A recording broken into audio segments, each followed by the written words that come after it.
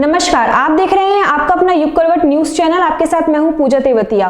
पेश है आज का हमारा न्यूज बुलेटिन। आइए नजर डालते हैं आज के हेडलाइंस पर। कानून व्यवस्था के सवाल पर खतौली जाने से रोके गए मदन भैया। गाजियाबाद को कल मिल जाएगा यूनानी अस्पताल। और राज्यसभा में सिनोली के मुद्दे पर जयंत चौधरी ने उठाया सवाल। आज मुजफ्फरनगर में खतौली के विधायक मदन भैया और पुलिस आमने सामने आ गए। मदन भैया खतौली जा रहे थे, पुलिस ने उन्हें रास्ते में ही रोक दिया। यहां काफी देर हंगामा होता रहा। खतौली विधानसभा उपचुनाव में सपा रालोद गठबंधन के उम्मीदवार मदन भैया ने जीत हासिल कर ली, मगर शायद शासन प्रशासन को उनका विधायक बनना पसंद नहीं आ रहा है। ये हम नहीं, विधायक मदन भैया और उनके समर्थक कह रहे हैं। जो मदन भैया अब तक खतौली के गांव-गांव घूमकर चुनाव प्रचार कर रहे थे, अब उन्हीं से लॉ एंड ऑर्डर की परेशानी हो रही है। जो निर्वाचित जनप्रतिनिधि जिसको जनता ने अपार प्यार और समर्थन देकर चुनाव जिताया, उसे लॉ एंड ऑर्डर खराब होने के नाम पर रोका जा रहा है। इससे ज़्यादा क्या मतलब जो गलत होगा? क्या वजह क्या बताई जा रही? वजह कह रहे लॉ एंड ऑर्डर खराब होगा। पहली बार निर्वाचित जनप्रतिनिधि से लॉ एंड ऑर्डर खराब हो रहा है। हमें पता है जिला प्रशासन एक स्थानीय जनप्रतिनिधि के इशारे पर काम कर रहा है। अरे नाम सब जानते हैं, कौन है निर्वाचित, वो भी जनप्रतिनिधि है, केंद्र में मंत्री बना बैठा है। उसका इस वक्त जो है उसके इशारे पे प्रशासन काम कर रहा है। दरअसल आज मदन भैया अपने विधानसभा क्षेत्र में मतदाताओं को धन्यवाद देने जा रहे थे, मगर मुजफ्फरनगर पुलिस ने उन्हें रास्ते में ही रोक लिया। अधिकारियों ने बताया कि उनके खतौली जाने से कानून व्यवस्था बिगड़ सकती है। ब्यूरो रिपोर्ट, युग करवट। केंद्र सरकार की ओर से गाजियाबाद को बड़ी उपलब्धि मिलने जा रही है। यहां बने यूनानी अस्पताल का कल प्रधानमंत्री उद्घाटन करेंगे।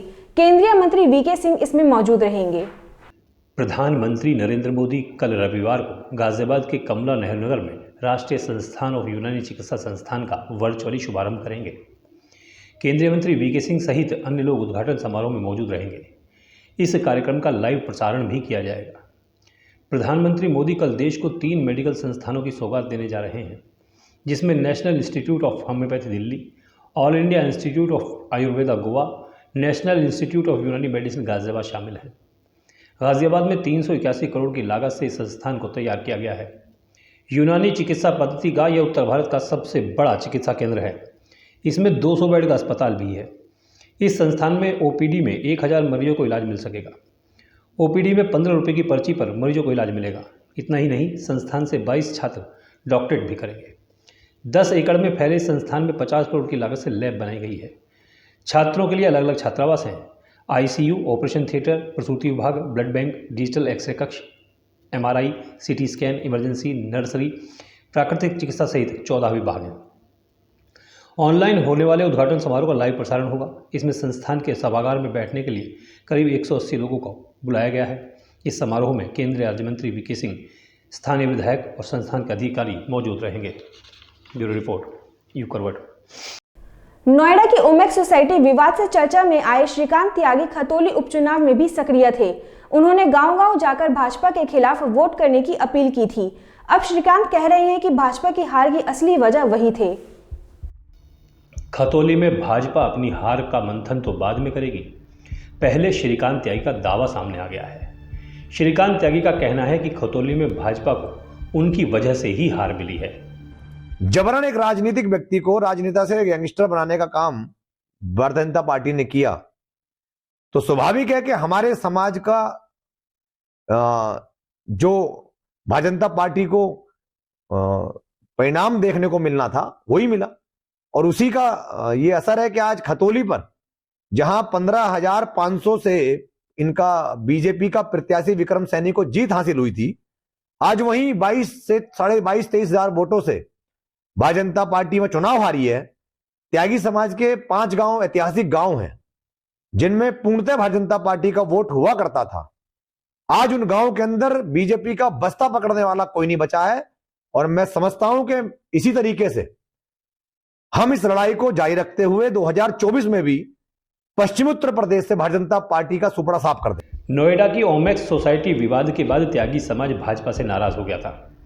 नोएडा से लेकर सहारनपुर तक भाजपा के विरोध में पंचायतें हुई थी। खतौली में उपचुनाव आया तो श्रीकांत त्यागी ने गांव-गांव जाकर भाजपा के खिलाफ वोट देने की अपील की। इसीलिए श्रीकांत त्यागी ऐसे घमंड भरे शब्दों का इस्तेमाल कर रहे हैं। भाजपा का परंपरागत वोटर त्यागी समाज हुआ करता था। अगस्त के बाद से भाजपा से मोहमुक्त त्यागी समाज हो गया है और अब भविष्य में भी त्यागी समाज बीजेपी को वोट नहीं करेगा।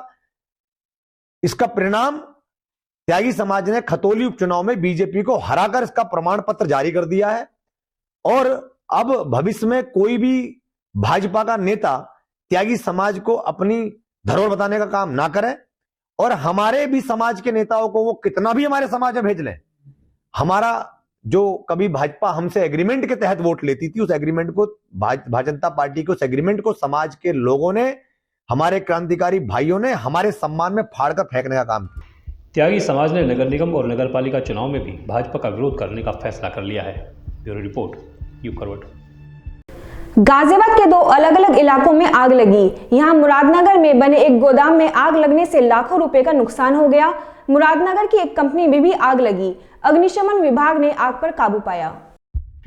गाजियाबाद के दो अलग अलग इलाकों में आग लगने की घटना हुई। यहां मुकंद नगर में एक बिजली के उपकरण के गोदाम में आग लग गई। अग्निशमन विभाग को आग पर काबू पाने के लिए यहां 9 गाड़ियां लगानी पड़ी।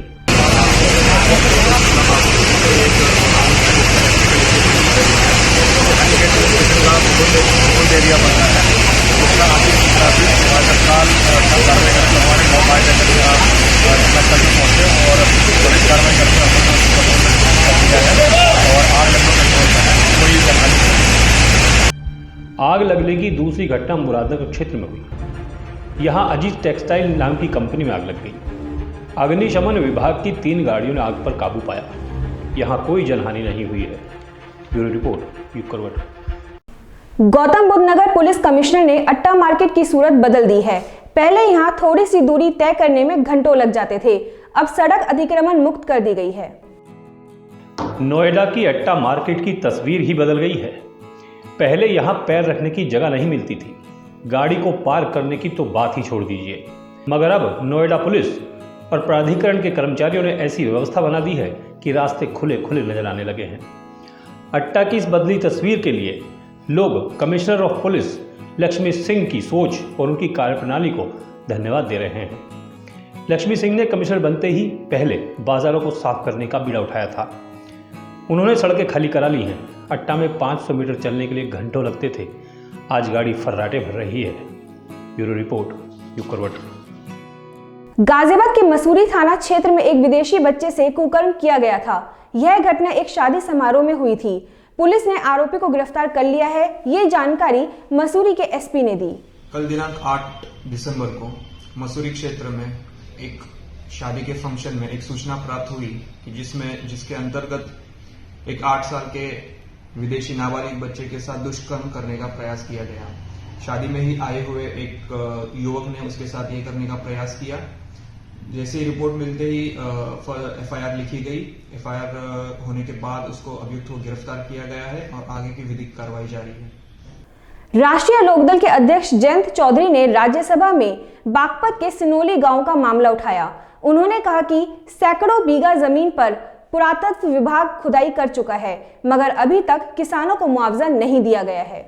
मैं मंत्री जी से जानना चाहूंगा, आपने एक सूची प्रदान की है जिसमें एएसआई के जो प्रोटेक्टेड मॉन्यूमेंट्स हैं जिन्हें आप संरक्षण दे रहे हैं और जिनको आपने नोटिफाई किया है, तो उस सूची में आप देखेंगे कि सादिकपुर नाम से जो बागपत जिले के का एक स्थल है उसका जिक्र है।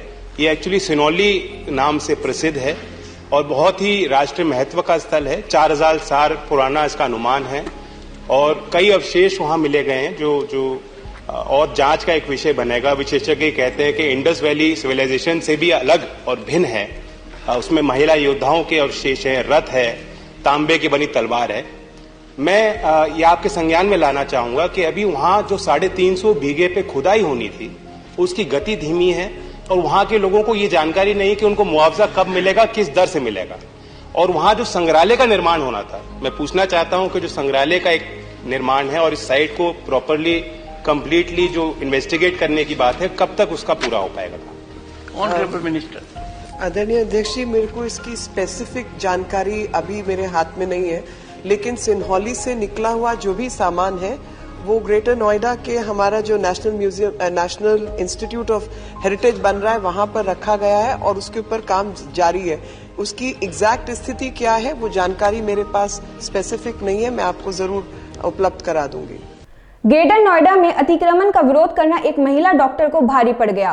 अतिक्रमण करने वालों ने महिला डॉक्टर को जमीन पर गिराकर पीटा।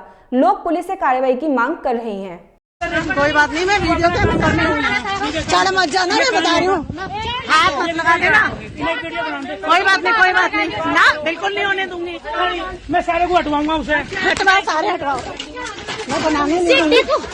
कोई नहीं, कोई नहीं, कोई नहीं, कोई नहीं, देखो बना रही हूँ मैं वीडियो, बिल्कुल।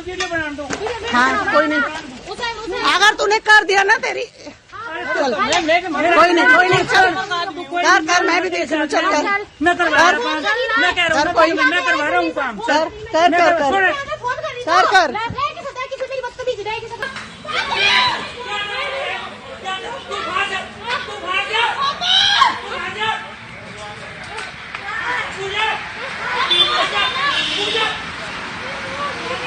तो आज के लिए बस इतना ही। गाजियाबाद और देश विदेश की खबरों के लिए देखते रहिए युग करवट और पढ़िए आपका अपना युग करवट न्यूज़पेपर। युग करवट चैनल को लाइक करें, सब्सक्राइब करें और कमेंट जरूर करें। आपके कमेंट हमारे लिए बहुत महत्वपूर्ण है। नमस्कार।